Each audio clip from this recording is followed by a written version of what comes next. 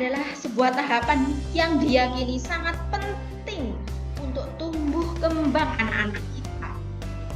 Maka saya banyak sekali mendapat cerita dari para bunda begitu resahnya ketika anak-anak ini tidak merangkak. Mereka takut di masa depan akan terjadi A, akan terjadi B, akan terjadi C. Apakah benar merangkak adalah sebuah tahapan yang penting? Dan jawabnya adalah ya. Merangkak adalah salah satu tahapan motorik yang penting untuk proses terbentuknya konsentrasi di dalam diri anak-anak kita. Mengapa bisa tahapan merangkak ini menyumbangkan terbentuknya konsentrasi pada anak?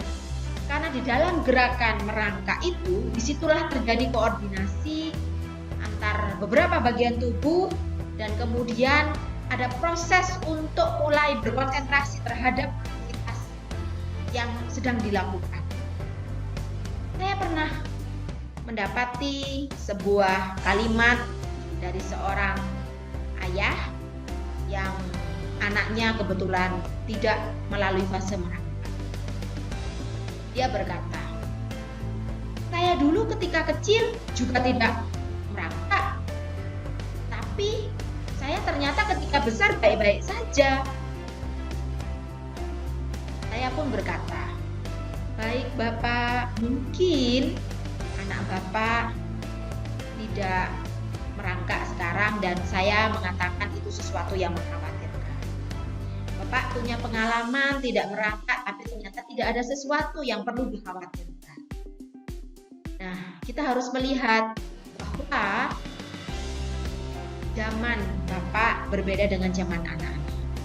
Mungkin Bapak tidak merangkak di zaman dahulu, tapi Bapak bermain di sawah, bermain di pematang, bermain di lingkungan. Pada zaman sekarang, ketika anak-anak kita tidak melalui tahapan-tahapan motorik yang sesuai dengan standar yang kita ketahui, maka anak-anak akan disambut oleh kehidupan dengan gadget, dengan menonton TV, menonton berbagai macam permainan yang itu membatasi aktivitas motorik anak-anak kita. Maka akan menjadi kesulitan bagi anak-anak kita jika satu saja fase-fase dari motorik anak itu tidak dilalui dengan tahapan yang seharusnya. Oleh karena itu penting bagi kita untuk belajar apa saja tahapan-tahapan motorik bagi anak-anak kita.